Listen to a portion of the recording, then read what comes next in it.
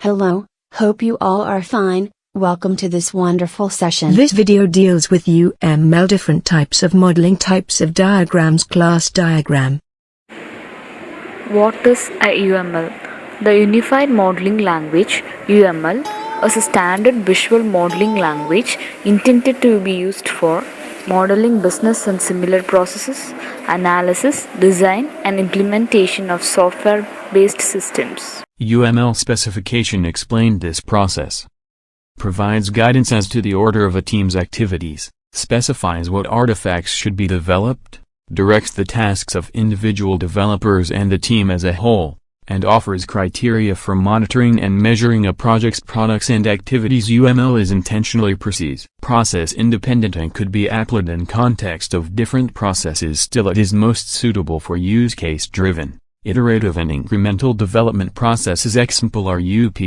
The UML has different modeling types. These include structural modeling, behavioral modeling and architectural modeling, in which each consists of n number of diagrams in it. Structural modeling captures the static features of a system. It represents the framework for the system, and this framework is the place where all other components exist. It includes class diagram, object diagram, component diagram, and deployment diagram. Behavioral diagrams basically capture the dynamic aspect of a system.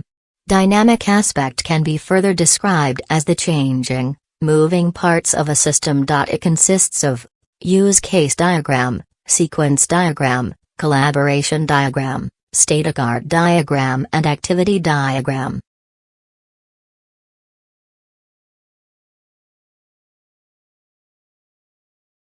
What is an architectural modeling? Architectural model represents the overall framework of the system. It contains both structural and behavioral elements of the system. Architectural model can be defined as the blueprint of the entire system. Package diagram comes under architectural modeling. It's time to get into our topic, class diagrams.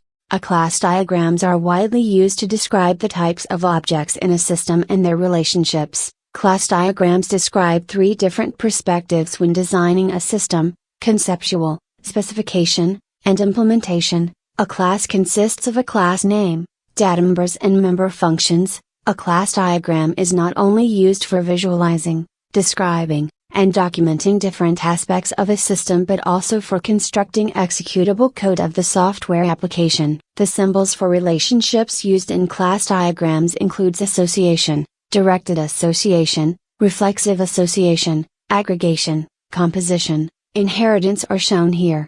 Aggregation: it is a specialized form of association where all objects have their own life cycle but there is ownership. This represents whole part or a part of relationship. Association: it represents a relationship between two or more objects where all objects have their own life cycle and no owner. Inheritance: inheritance enables new objects to take on the properties of existing objects. A class that is used as the basis for inheritance is called a superclass or base class. A class that inherits from a superclass is called a subclass or derived class. Composition: it is a specialized form of aggregation. It is a strong type of aggregation. In this relationship, child objects does not have their life cycle without parent object. If a parent object is deleted, all its child objects will also be deleted. This represents death relationship.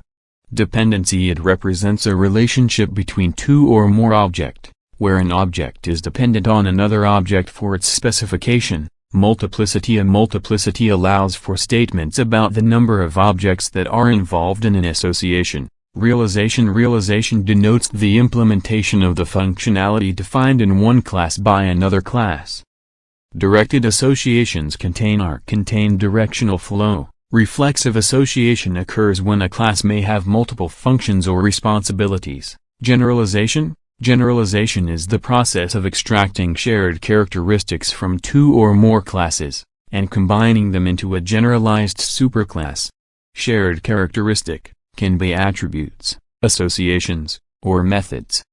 Specification: specialization means creating new subclasses from an existing class. In class diagrams, plus denotes the public scope, denotes the private, and hash denotes the protected. In the given example, the attributes and methods can be accessed through their scope.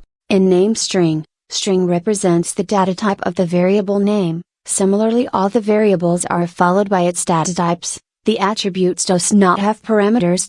Order is a super class. The class customer has one or more instance of order class. Special order and normal order classes inherits the properties of order class. The example explains. First of all, order and customer are identified as the two elements of the system, and they have a one-to-many relationship because a customer can have multiple orders.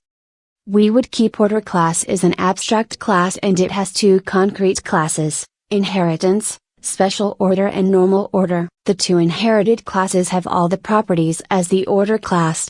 In addition, they have additional functions like dispatch and receive. Points to remember when drawing a class diagram. It must contain a class name, attributes and methods. The attributes and the methods must be specified with the access specifier. The methods of the class may contain a parameter list. The diagram must be represented with necessary symbols in order to denote inheritance, multiplicity, associations, aggregation and generalization, specification, etc. Thanks for watching. Hope you all enjoyed the video.